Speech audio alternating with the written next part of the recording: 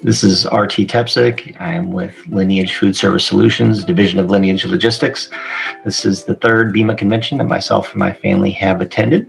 What I like most about this industry is its strong passion and its strong sense of togetherness. You know, everyone's always willing to help and always willing to share best practices.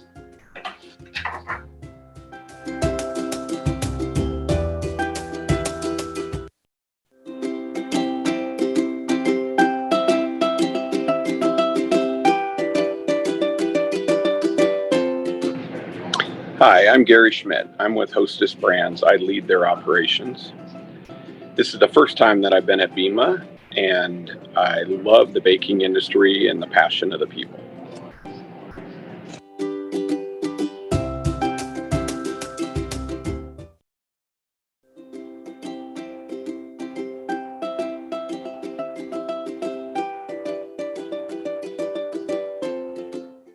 Hi, my name is Jeff Miller, and I lead the global engineering and reliability function for C.H. Gunther & Son. I've been with CHG for just over a year, and I'm a relative newcomer to the world of bakeries. And so I've enjoyed over the last year or so having the opportunity to meet many of you, to learn a lot more about the bakery industry, the challenges that we have, the opportunities for innovation and growth, and I'm looking for opportunities to bring my past experiences in the world of CPG into the world of bakeries.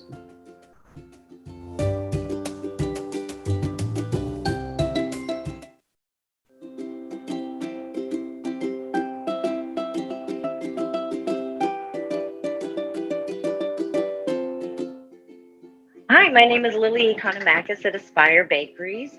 I am the Divisional Vice President of Customer Development, Non-Commercial Food Service.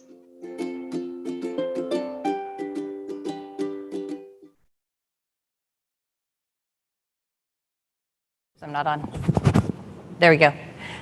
John Malloy from 151 Foods, who has graciously accepted a last-minute offer, like just from the garden.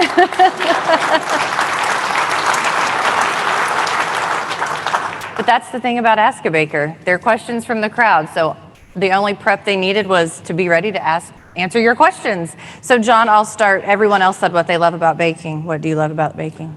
Well, coming from a family business and family bakery, what I love about BEMA is this is my extended baking family. You know, my children, my wife, I mean, we love coming to this, and so many good friends that we've had from over the years. So fantastic. Well, we will go ahead and get started. If you've never been to Ask a Baker before, this is the format. There's not a moderator on stage. Kerwin and I sort of assist from the floor with microphones, and you have the floor is open to you to ask questions to our wonderful bakers that have agreed to sit on the stage. So who has a question? Ooh, that was easy. Didn't want you to walk too far. Perfect. So John, we had a great dialogue in Baltimore about workforce. Obviously, we just heard about it. Said, hey, there's certain things I don't want said outside this room, so I don't want you to go there. But you and some of the other folks we talked with in that meeting, we're doing some really innovative, out-of-the-box things to attract talent and keep talent. Mm-hmm. Thinking of hours and flexibility. Could you just speak to that? I'd like maybe everybody could deal with that, or whoever's comfortable with it. Well, I think just like everybody else in the room, we've all tried to be as innovative as we possibly can, try to be more team member friendly, like what works for each individual's personal life anymore. You know, growing up in this, it certainly wasn't like that. Anybody out there that has grown up in this, you know, it was you earned your way. It's a lot different now. So we take into consideration a lot of, you know, childcare, which is huge. You know, we're basically back to both parents working nowadays. So we try to be as flexible with schedules and how we can fill the gaps. But at the end of the day, it's money. It's all about the increases. I mean, I think everybody's kind of said it over the last couple of days. We've really had to pick our rate up. So I'll add a few. So Just we've had a large churn of hourly workforce. So in looking at onboarding, you could say it's a big investment of time.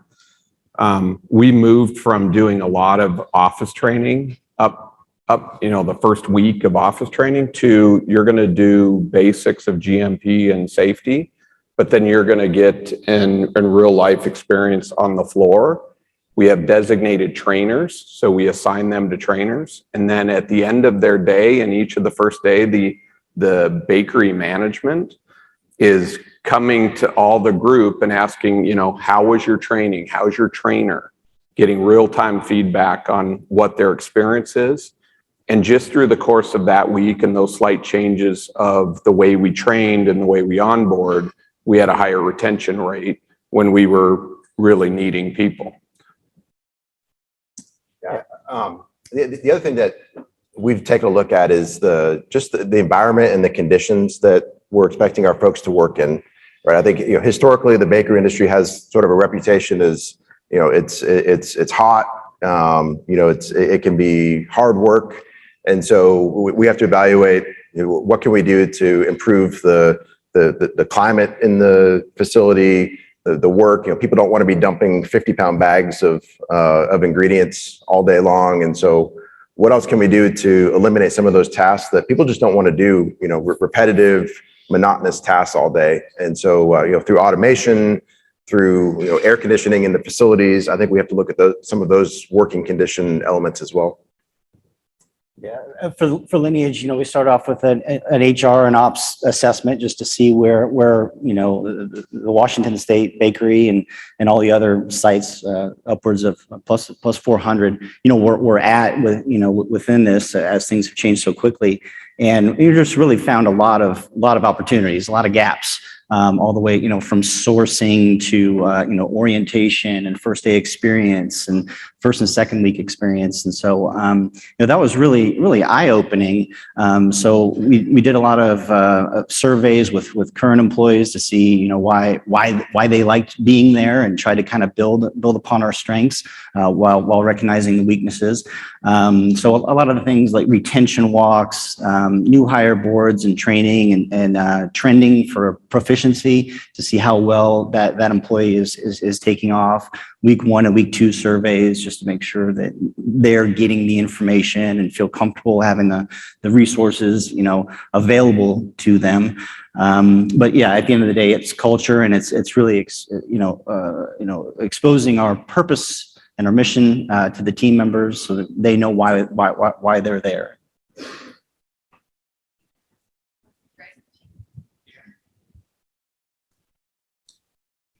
Yes, another question for the group.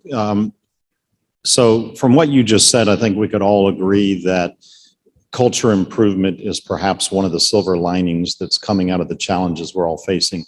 Could each of you maybe try to articulate something else that is a silver lining coming out of this crisis? I'll jump in maybe a little bit. I'd say the transition from, pre-COVID to COVID, we really doubled, when you talk about culture, we really addressed all the behaviors. So what are our behaviors that we want? And we, at Hostess every day, at the beginning of the day, we go over every bakery is going through the previous day, and we talk about our people and their safety. And then we talk about the product quality. And then in and amongst all the things that are operational in nature, we really talk about our behaviors of, how did we use creativity? How did we collaborate? Give examples. And then we even moved, so I would say 2.5 years ago or before COVID, it was very much about the numbers.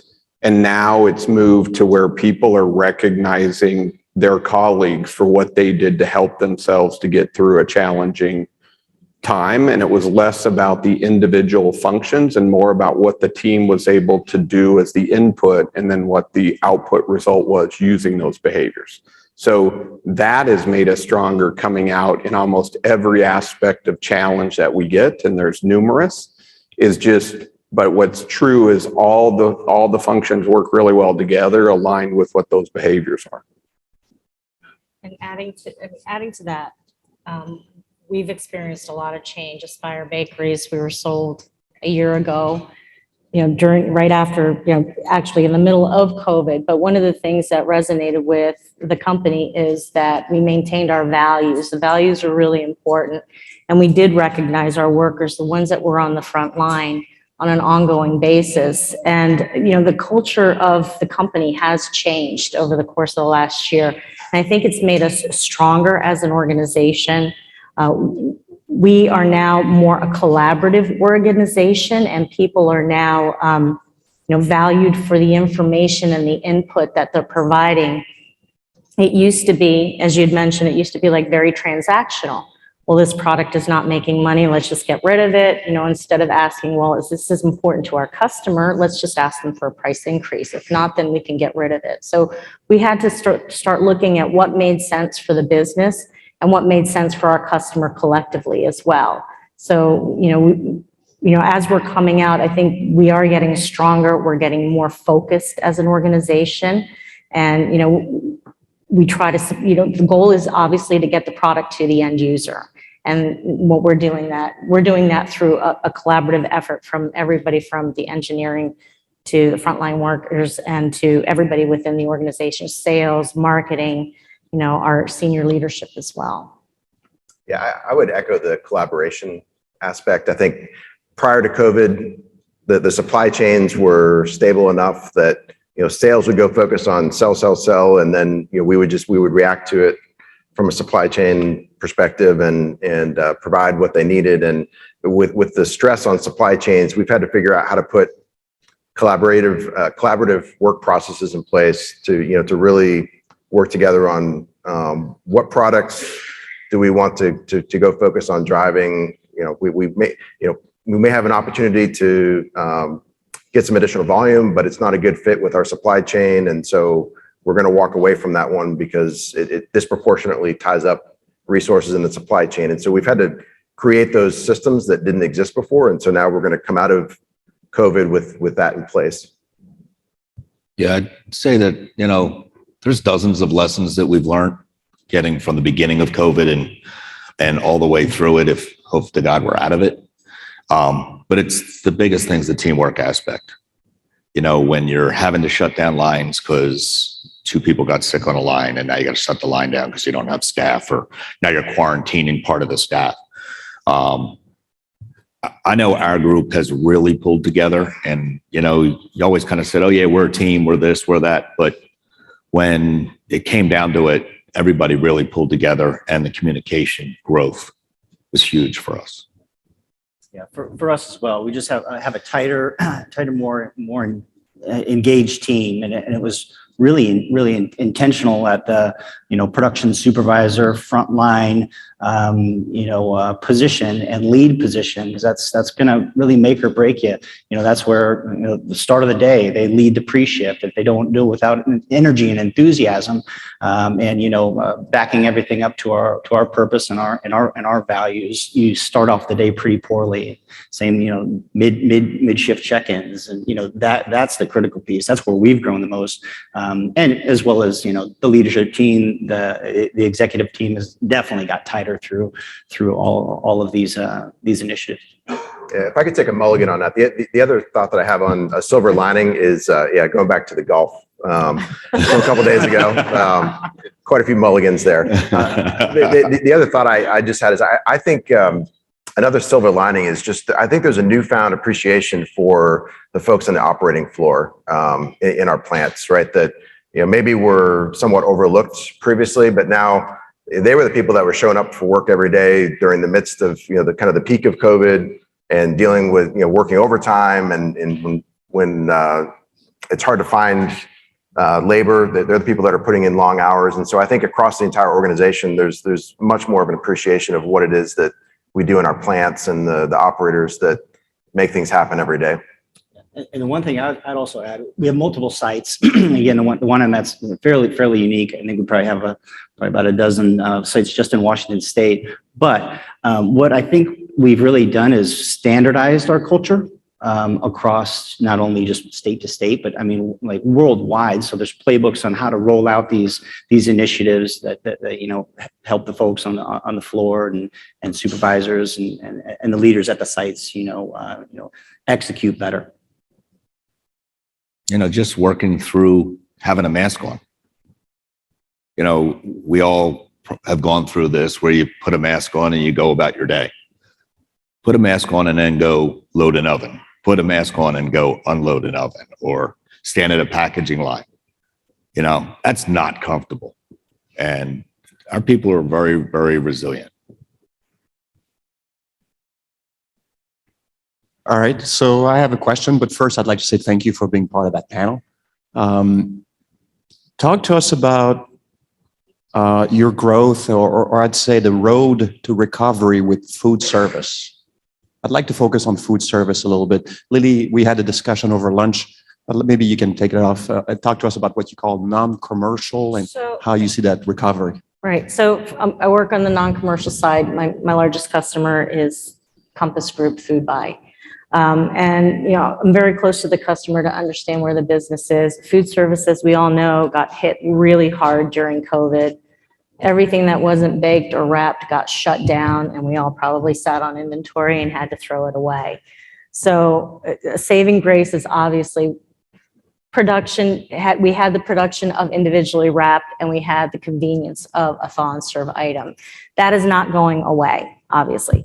However, what I would say is that the food service side of the business is not fully recovered. All the data and all of the information I'm seeing and reading is that if it's going to be 100% recovery, it's probably going to be 5 years down the road. And most of that is driven by that business and industry segment where, companies such as Qualcomm, Verizon, where they have cafes in there, large operations that have multiple cafes. I was just in one 2 days ago up here in La Jolla. Qualcomm's campus has, I think, 10 buildings. They have 3 cafes, 4 coffee shops. They're all servicing food, but when you walk into the cafes, 2/3 of it is open. The rest of it is shut down. One person behind each station, no cashiers. Everything has gone electronic. Everything has gone to, you go up to the computer, you order your food and you go pick it up from there. And labor is still an issue. So they're still trying to find a way to come back. They want people to come back to work, but in some instances, the companies are trying to incentivize through, offering, just like everybody else said, you're offering your workers, let's have ice cream day. Or the worker will say, well, let's do a catering for this event. We want people to come back to the office, goodwill and something of that nature. But one thing that I did get is that breakfast is back. So breakfast 100% back. Convenience is back. Sandwich carriers, they're back with one added piece. They want to make this, because labor is an issue, pre-made sandwiches. They want to hold them and refrigerate them. One of the things that we've done as an organization, we found value in that because what we're seeing is a lot of satellite organizations or satellite, just like Starbucks does. They make it at one location, ship it to another location. That's really important to them, and holding it of the bread so that it doesn't deteriorate over a day or two. So, we were able to put a natural enzyme in all of our breads to allow for 4-day ambient shelf life, which also frees up their freezer space. So it was like a dual purpose. But, from a food service perspective, I can tell you baked goods is there. Individually wrapped is reigning. It's continuing to grow. I mean, just to keep up with demand is pretty amazing. And like I said, the bread category is a slow growth. And so, as I mentioned before, 5 years is what they're saying. So I hope it's sooner, but no guarantees at this point. And for Lineage, we're 100% food service, which was pretty rough, seeing, pretty much go to zero POs. And in the system. But I think, whereas previously we were working on cleaning labels and that type of innovation and improvements, it's obviously shifted, with the labor issues at the restaurant level. Our particular product requiring several, handling steps and proofing and baking and cooling and all of that, it's really forced the restaurants to take a look at how do we save labor? How do we make this easier? Are there ways to remove, steps with it, from baking our product and take that stress off of that particular restaurant?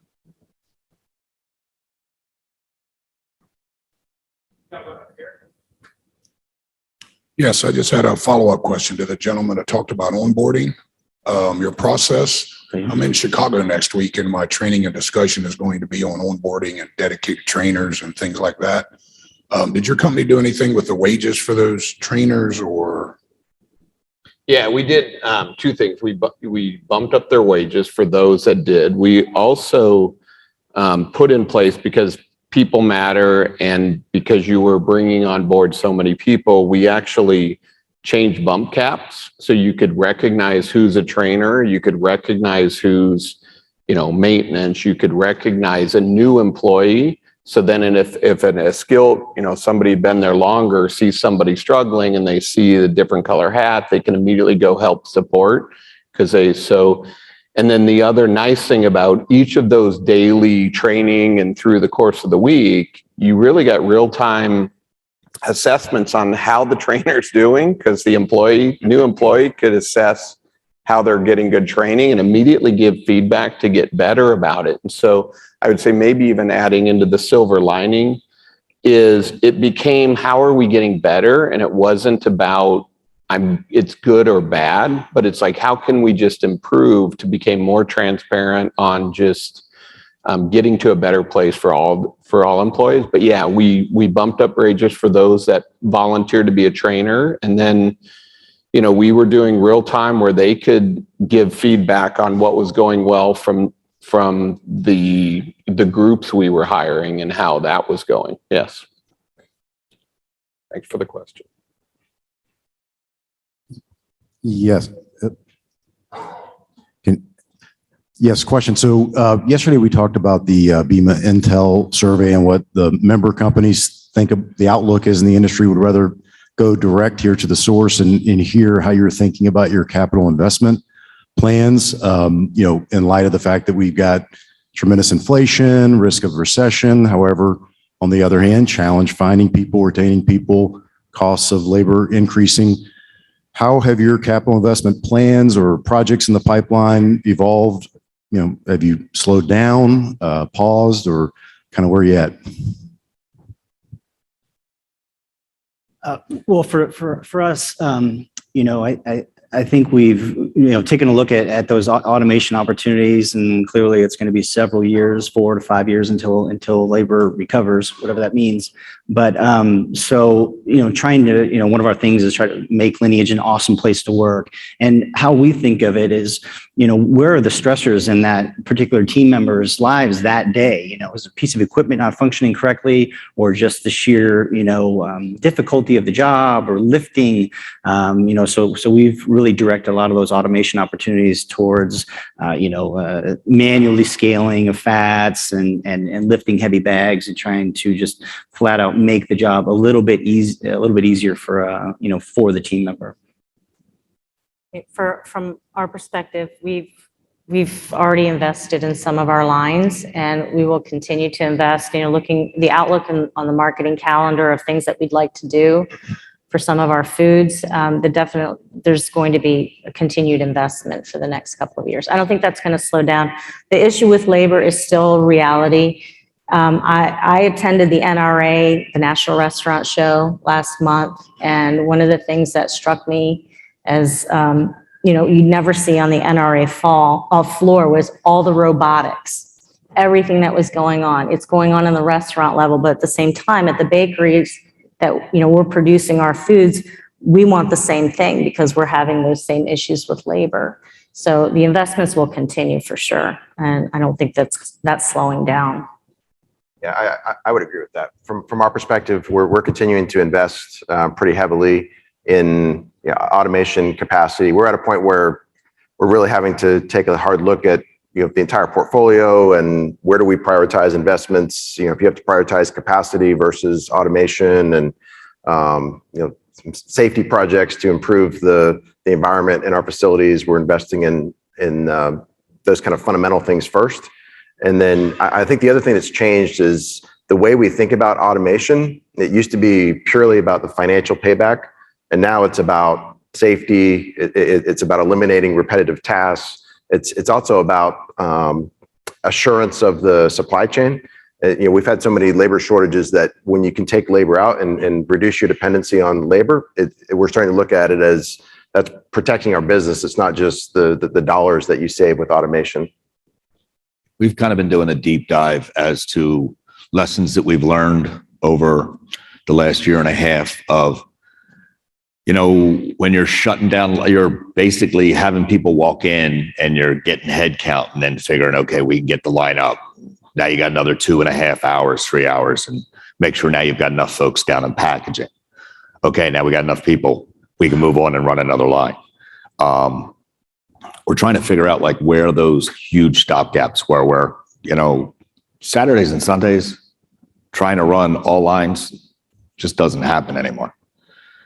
So we're trying to figure out what that stopgap is, what part of the processes can we do where we need as few people as possible, because as everybody knows, you need your greatest amount of folks down in packaging. So that's kind of what we're trying to figure out and then move forward that way.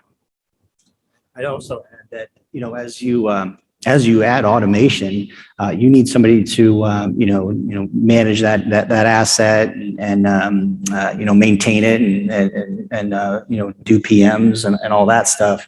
And that talent gap for process maintenance technicians is only getting worse. And so at the same time, you're trying to automate, make things easier in the bakery, you still need to, look at how you're sourcing maintenance and engineering talent, how you're onboarding, how you're bringing them on, what your pay structure is, what their development plan is. So our process maintenance technicians, they have individual development plans to try to get them and see that picture. And along with that, there's a little bit of a carrot, obviously, through pay and growth. And I think, Jeff, you were saying that, adding or tying that to competencies and skills added is always helpful as well. And then I can round out the group. So we've effectively doubled our capital outlay for the next 2 years. We announced in February, a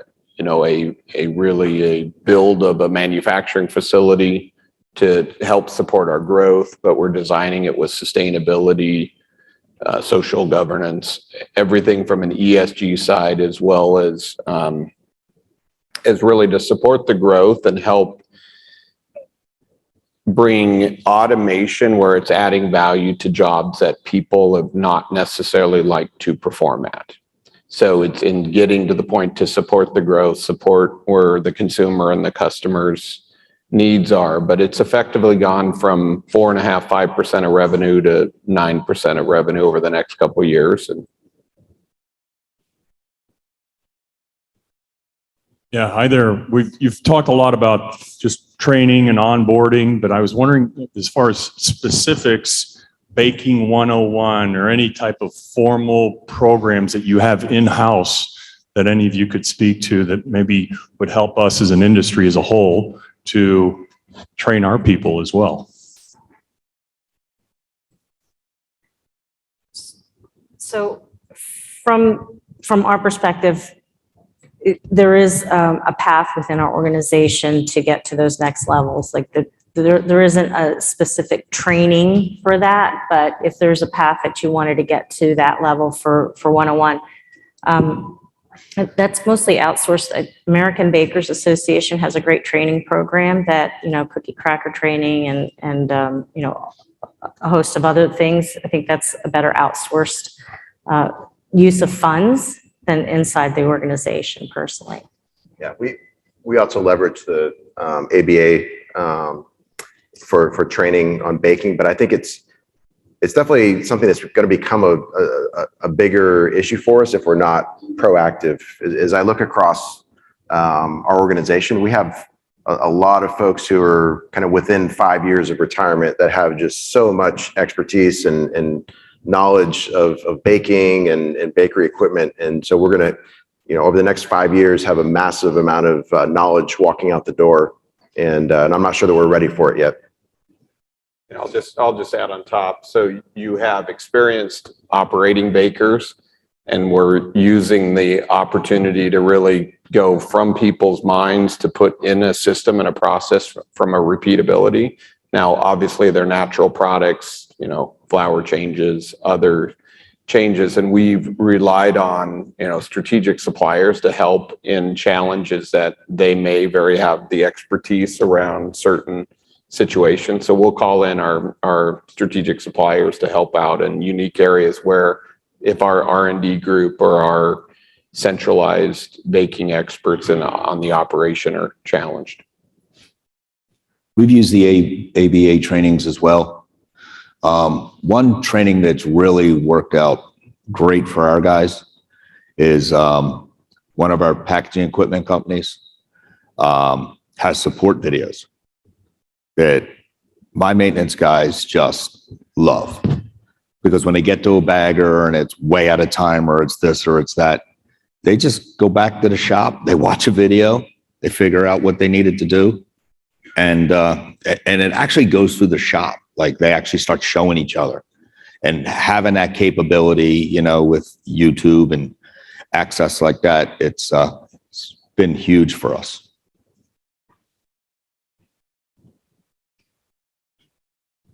So a lot of what you're talking about leads right to the bakery show. Can you talk to us about what your plans are, what your thoughts for IBIE in the fall? Well, for Lineage, we're actually kind of really using it as an additional training opportunity. We're bringing a lot of people, to it. Obviously our engineering team, R&D, but also a level below that, just so that they can get exposure to the folks in this room, but also to see how everything really works and kind of get a feel for the industry and where they particularly fit in the industry, and also to show them a career path possibly within the industry. It doesn't necessarily have to be with Lineage. We can build them up and they go somewhere else. That's okay. It's okay to be an exporter of talent. So that's how we're really looking at it, as well as the innovation and all new technology and stuff. Likewise, for Aspire Bakeries, we have a very large group going, and from varied departments as well. So you have everybody from R&D, marketing, engineering, and then you have that second tier or second level as well going. And it's about the training and seeing what's out there in the industry, and as we're working on their plans for new product launches, what can be done, what's available on the market today, what's on the horizon as well. Yeah, we're also bringing a large contingent from CHG, and most of my engineering team is planning to attend. And we're also, in addition to everything else that we've talked about, I'm looking at it as an opportunity for my team, who's mostly dispersed and haven't been together face to face in several years, to get together and talk about their challenges and some strategy discussions with the team together in person.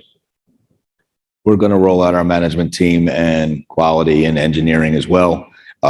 Working through right now how we get folks out of the plant, get them back in, and swap them back and forth.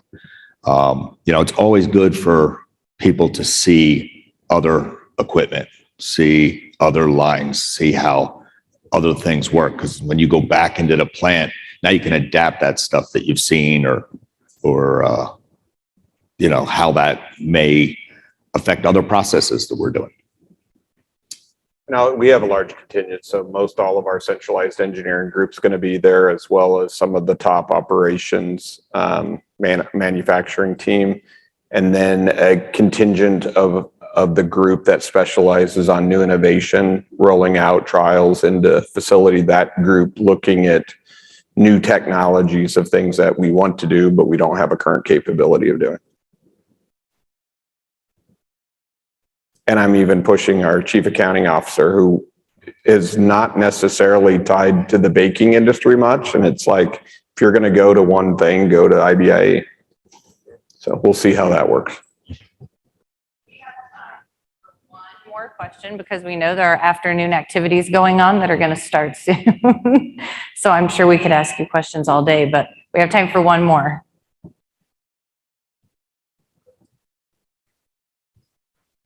Yeah.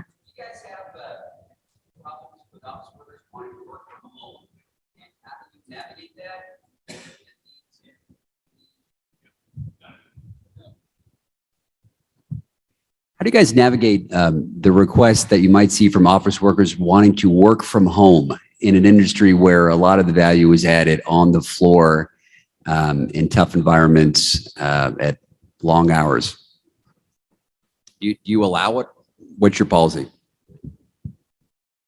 We don't allow it or disallow it, but I think that at no time has it been more critical to be in person, working with the individual team members and keeping them engaged, keeping them updated on what's going on in bakery as well as what's going on with our customer.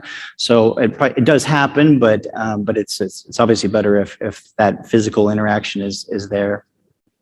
The only department that we have working remotely is customer service. The rest of the support departments are all on site. We probably rolled everybody back in about 3-4 months ago, but it was still support that was working remotely. Anybody within the operation or quality or engineering, everybody was on site every day. Yeah, for us, folks that are in the plants have been on site from the beginning, for the most part, maybe with the exception of some of the accountants. We're working remote, but we're back now to where most people are back in the office, at the corporate office. There's still some flexibility where I think they can do 1 or 2 days a week remotely. So it's a bit of a hybrid. But as far as people in the manufacturing facilities, they were 95% in the office throughout the pandemic. At Aspire, the operations was on site, still on site. It's just the nature of the business. I think it's a little bit hard to be an operations person and do it from afar. Yeah, I'll build upon that. Other than the years in the corporate office being more empty during COVID, the operations and supply chain executive team was in there every day. And because the plants had to be there every day to produce product. But from where we're at evolutionary, I mean, things change. We do have a policy around some flexible productivity to get to where you can have some availability to be working outside the office. But, definitely, I think we're all better together than when you're apart. Great question to end on.